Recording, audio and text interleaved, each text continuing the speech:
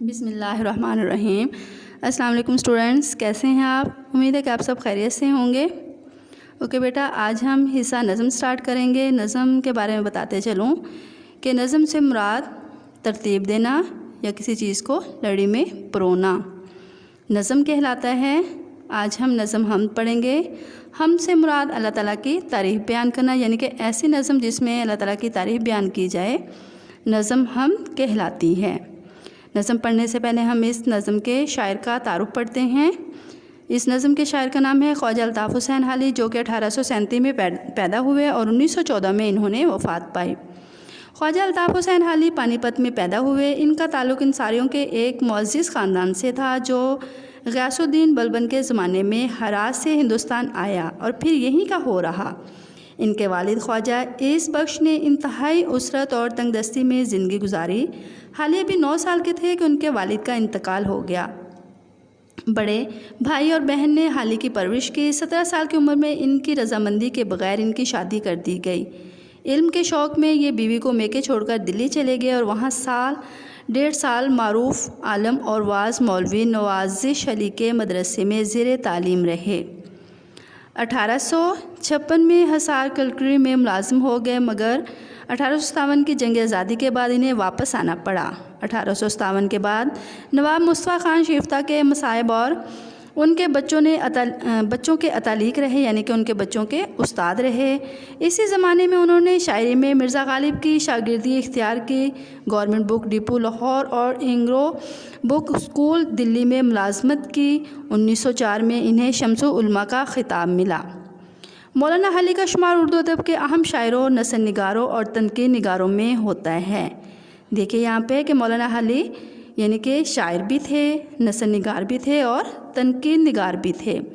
1857 से कबल उन्होंने कदीम और रवायती तर्ज की शायरी की, मगर बाद में हालात की तब्दीली ने उनके ख़यालात को यकसर बदल डाला। अंजुमन पंजाब की तहरीक, गवर्नमेंट बुक डिपो की मुलाजमत और सर सैयद अहमद ख़ान से वाबस्तगी ने इनके नए ख़यालात को परवान चढ़ाने में अहम किरदार अदा किया। मौलाना हाली की अखलाकी, इस्लाही और मिली शायरी ने उर्दू अदब पर बहुत गहरे असरात मुरतब किए। इन्हें जदीद शायरी, तनकीद निगारी और स्वानी निगारी में अव्वलियत का दर्जा हासिल है।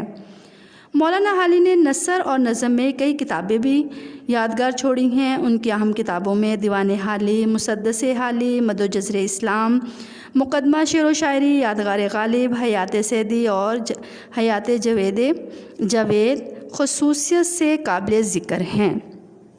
अब इनकी पैदाइश, इनकी वफ़ात, कहाँ पे पैदा हुए, इसमें से यानी कि आपने जो डेट्स हैं वो वाले क्वेश्चंस, शॉर्ट क्वेश्चंस, इसमें से आपने MCQs बनाते हुए उनको याद करना है। यानी कि इनके जो मैंने कुछ आपको MCQs बता दिए वो, और कुछ आप लोगों ने ख़ुद इसमें से बनाते हुए इसको याद करने की कोशिश करनी है। साथ में ये भी कि इनको शम्सुल उलमा का खिताब कब दिया गया, और शम्सुल उलमा का खिताब ये भी पूछा जा सकता है किसको मिला। तो इस तरह के शॉर्ट क्वेश्चन आपने बनाने हैं और याद भी करने हैं। नेक्स्ट है हमारी हमद पढ़ते हैं। इसके अल्फाज मानी और मफ़ाहिम करते हैं। हमद का शेर नंबर 1 है, कब्ज़ा हो दिलों पर क्या और इससे सिवा तेरा, एक बंदा नाफरमा है हम सरा तेरा। हाँ जी, अल्फाज मानी है, कब्ज़ा हुकूमत, बंदा नाफरमान बंदा, हम सरा अल्लाह ताला की तारीफ़ बयान करना।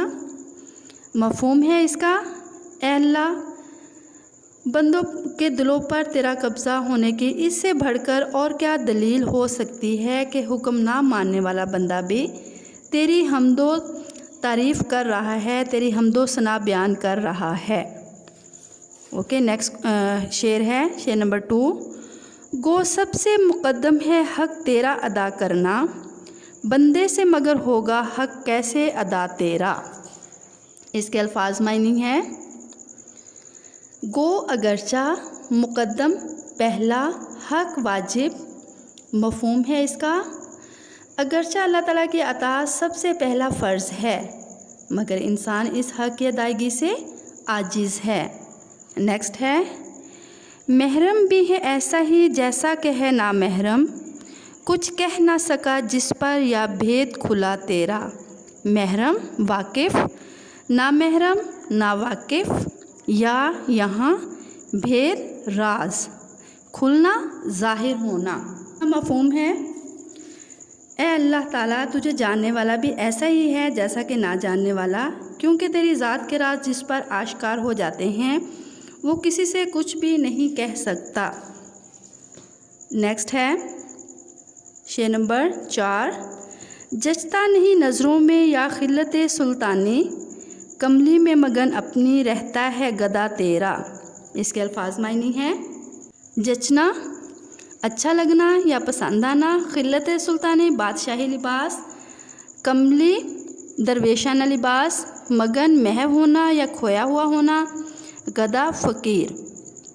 इसका मफ़हूम है दरवेश अपने फटे पुराने लिबास में भी खुश और मुतमईन रहता है, इसकी नज़र में बादशाही लिबास की कोई वक़्त और हैसियत नहीं होती। नेक्स्ट शेर है तू ही नज़र आता है हर शय पे मुहीत उनको, जो रंजो मुसीबत में करते हैं गिला तेरा। इसके अल्फाज मायनी है शय चीज़, मुहीत छाया हुआ, रंजो मुसीबत दुख और तकलीफ़, गिला शिकवा या शिकायत। मफ़हूम है इसका, ए अल्लाह जो लोग परेशानी और तकलीफ़ में तेरा शिकवा करते हैं, आखिरकार तू ही उन्हें इस जहां का हकीकी खालिक व मालिक नज़र आता है। नेक्स्ट शेर है शेर नंबर 6। आफाक में फैलेगी कब तक ना महक तेरी, घर घर लिए फिरती है पैगाम सबा तेरा। अल्फाज मायने है इसके आफाक उफ़क़ की जमा है आसमान, इसके मायने यहाँ पर यानी कि शेर के अंदर जो इससे मुराद है दुनिया, महक खुशबू, सबा सुबह की हवा। इसका मफ़हूम है आसमानों और इस दुनिया में एक न एक दिन अल्लाह ताला के पैगाम की खुशबू ज़रूर फैलेगी, क्योंकि सुबह की ठंडी हवा अल्लाह ताला का पैगाम लेकर हर घर में जाती है। नेक्स्ट शेर है शेर नंबर 7। हर बोल तेरा दिल से टकरा के गुज़रता है, कुछ रंगे बयां हाली है सबसे जुदा तेरा। इसके अल्फाज मायनी है बोल कही हुई बात यानी कि इससे मुराद शेर, रंगे बयां बात करने का अंदाज़, जुदा अलग। मफ़हूम है इसका तेरी कही हुई बात दिल को छू कर गुज़रती है, हाली तेरा बात करने का अंदाज़ ही सबसे अलग है। इसकी एक्सरसाइज करते हैं। सवाल नंबर 1 है हम के हवाले से दर्ज सवालात के जवाबात लिखिए। सवाल नंबर 1 का जुज़ नंबर 1 है अलिफ, कौन सा बंदा हमसरा है। इसके आप पहले हेडिंग लिखेंगे, हमसरा हेडिंग को अंडरलाइन करेंगे, नेक्स्ट लाइन से स्टार्ट करेंगे। एक नाफरमान बंदा हमसरा है, एक नाफरमान को वावैन में लिखेंगे। नेक्स्ट है बे, किसका हक सबसे मुकद्दम है। आंसर लिखेंगे, हेडिंग है इसके मुकद्दम हक। नेक्स्ट लाइन से अल्लाह ताला का हक सबसे मुकद्दम है, अल्लाह ताला, इसको भी आप ववैन में लिखेंगे। नेक्स्ट है महरम और नामहरम में क्या फ़र्क है। इसकी हेडिंग है महरम और नामहरम। इसका आंसर सुन लें, महरम से मुराद अल्लाह ताला की मार्फत हासिल करने वाला और इसकी बंदगी बजा लाने वाला है, और जबकि नामहरम से मुराद ना जानने वाला। बाज़ औक़ात मार्फत इलाही के हसूल के बाद भी इंसान इसका इंकशाफ नहीं करता। महरम और नामहरम दोनों एक दूसरे के मुतज़ाद हैं, लेकिन शायर के नज़दीक इन दोनों में कोई फ़र्क नहीं, क्योंकि एक मार्फत इलाही को जानता ही नहीं और जो जानता है वो बयान ही नहीं कर सकता, इसे चुप लग जाती है। इस तरह वाकिफ़ और नावाकिफ़ दोनों क्या हैं, बराबर हैं। नेक्स्ट क्वेश्चन है अल्लाह का गदा किस में मगन रहता है। इसकी हेडिंग होगी अल्लाह का गदा। आंसर होगा अल्लाह का गदा अपनी कमली में मगन रहता है, यानी वो अपने आप में मस्त रहता है। नेक्स्ट है बादे सबा घर घर क्या लिए फिरती है। इसकी क्या है, हेडिंग है बादे सबा, ये इसकी हेडिंग होगी। आंसर होगा बादे सबा घर घर अल्लाह ताला का पैगाम लिए फिरती है। इसमें से अल्लाह ताला आप क्या लिखेंगे, वावैन में लिखेंगे। नेक्स्ट क्वेश्चन नंबर 2 है इस हमद में शायर ने अल्लाह ताला की कौन सी सफ़ात बयान की है। इसकी हेडिंग लिखेंगे अल्लाह ताला की सफ़ात, फिर लिखेंगे इस हमद में शायर ने अल्लाह ताला की ये सफ़ात बयान की हैं कि अल्लाह की ज़ात इस कायनात की हर शय की खालिक और माबूद है, नंबर 2, अल्लाह ताला हर चीज़ पर कादिर है, अल्लाह ताला रहीम व करीम है। नंबर 3, नंबर 4 है अल्लाह ताला पूरी कायनात पर मुहीत है। नेक्स्ट है मदरज अल्फाज व मुरक्कबात के मायने लिखें। आप लिखेंगे अल्फाज व मुरक्कबात, एक कॉलम में दूसरे में लिखेंगे मायने, यानी कि अल्फाज नहीं लिखेंगे, अल्फाज व मुरक्कबात लिख के दरमियान में लाइन लगाएंगे, फिर लिखेंगे मायने। फिर आप इसके यानी कि अल्फाज ये लिख के मुक़द्दम, पहला या अव्वल, महरम, आशना, वाकिफ़, खिल्लत सुल्तानी, बादशाही लिबास, मुहीत, घेरा हुआ या छाया हुआ, अफाक, उफ़क़ की जमा आसमान, बंदा नाफरमान, अल्लाह ताला की नाफरमानी करने वाला बंदा। नेक्स्ट है तीसरे शेर में शायर ने महरम और नामहरम को किस लिए ऐसा एक जैसा करार दिया है। आप देखिए सवाल नंबर 1 का जुज़ नंबर जीम, जो आंसर है वो देखिए सेम वही इसका आंसर है। ओके, नेक्स्ट है क्वेश्चन नंबर 5, दर्ज इशारात की मदद से हम का खुलासा लिखना है। हमने खुलासे नहीं, हमने मरकज़ी ख्याल याद करने हैं, तो इस लिहाज से आपको जो नोट्स दिए गए हैं वहाँ से आप इसका आंसर देखेंगे, यानी वहाँ से आप इसका मरकज़ी ख्याल याद करेंगे। नेक्स्ट है क्वेश्चन नंबर 6, अराब लगाकर तलफ़्फ़ुज़ वाज़िया करें। लफ्ज़ है पहला, मैं इसके तलफ़्फ़ुज़ के साथ बोल रही हूँ, आप इसको देखते हुए अपनी बुक पर अराब लगाइएगा। बंदाए नाफरमा, हम सरा, मुक़द्दम, महरम, खिल्लत सुल्तानी, रंजो मुसीबत, रंगे बयां।